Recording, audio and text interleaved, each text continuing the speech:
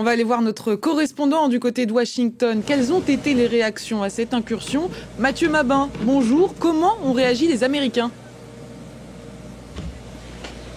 Bonjour, alors d'abord, ici, la réaction à Washington a été immédiate et ça c'est à souligner. La Maison-Blanche dénonce une violation sans précédent de l'espace aérien d'un allié de l'OTAN, ce qui est un point important. Le département d'État parle de son côté d'une provocation russe qui franchit, c'est vrai, une ligne rouge. Ce sont les mots qui ont été employés, même si cela rappelle des souvenirs mitigés aux diplomates américains. Et au Congrès, républicains et démocrates se rejoignent dans la condamnation globalement, ce qui est suffisamment rare pour être souligné. Le républicain Joe Wilson, par exemple, membre de la Commission des Affaires étrangères, parle d'un acte de guerre, ni plus ni moins, ce qui est juridiquement tout à fait juste au regard du droit international, et presse le président d'imposer des sanctions massives contre Moscou. De son côté, le sénateur démocrate, cette fois, Dick Durbin, élu de l'Illinois, met en garde, mais sans surprise, de manière un peu plus pondérée. Et c'est à l'image d'ailleurs de la posture de l'opposition au moment où on se parle. Il considère que ces incursions de drones sont, dit-il, un avertissement direct de Vladimir Poutine qui ne peut pas être ignoré. Et d'ailleurs, concrètement, ça n'est pas le cas, on l'a vu. Mais dans le même temps, la Maison-Blanche, une fois n'est pas coutume, reste plutôt mesurée. On aurait pu s'attendre à des déclarations tonitruantes de Donald Trump, mais Donald Trump, on l'a vu, insiste sur l'usage de l'article 4 de l'Alliance, celui qui prévoit la consultation entre alliés, on ne le répétera jamais assez, et refuse pour l'instant d'évoquer le fameux article 5, le fameux article de défense collective qui obligerait, comme on le sait, tous les membres à considérer cette attaque comme une attaque contre eux-mêmes en réalité. C'est déjà un parti pris de la part de la diplomatie américaine qui pourrait considérer cette intrusion comme un acte de guerre, on l'a vu, qui autoriserait, c'est vrai, une riposte ou au moins une démonstration de force équivalente en territoire russe par exemple.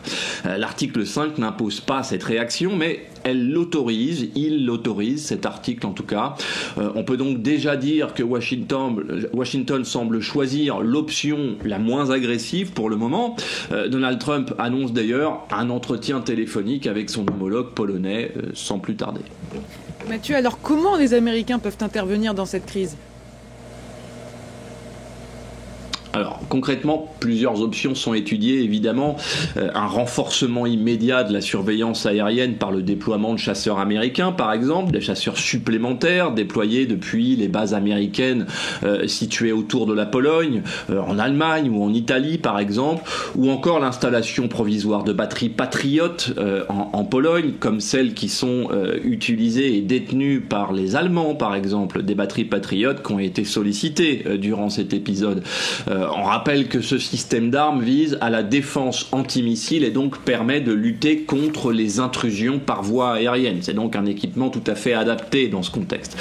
Sur le plan diplomatique maintenant, Washington pousse plutôt ses partenaires à une réponse coordonnée pour envoyer un signal clair à Moscou. Et cette fois, les Européens sont largement sollicités, évidemment, puisqu'ils constituent le socle de l'OTAN avec les Américains, sans pour autant déclencher une escalade incontrôlée évidemment, et on sent que c'est vraiment au cœur des préoccupations cette fois du département d'État ici.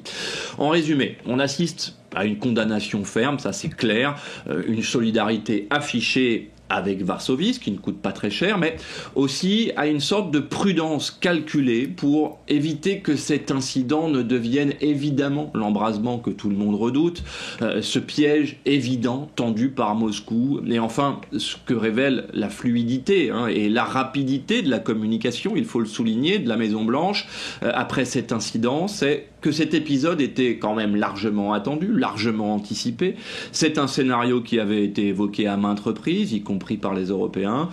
Le Pentagone, notamment, attendait le moment où Moscou allait tester le dispositif de l'OTAN à ses frontières. Eh bien, c'est arrivé. Ça n'est pas une surprise, mais c'est déjà la violation d'un premier tabou de la part des Russes. On l'aura compris. Merci beaucoup, Mathieu Mabin, pour toutes ces précisions.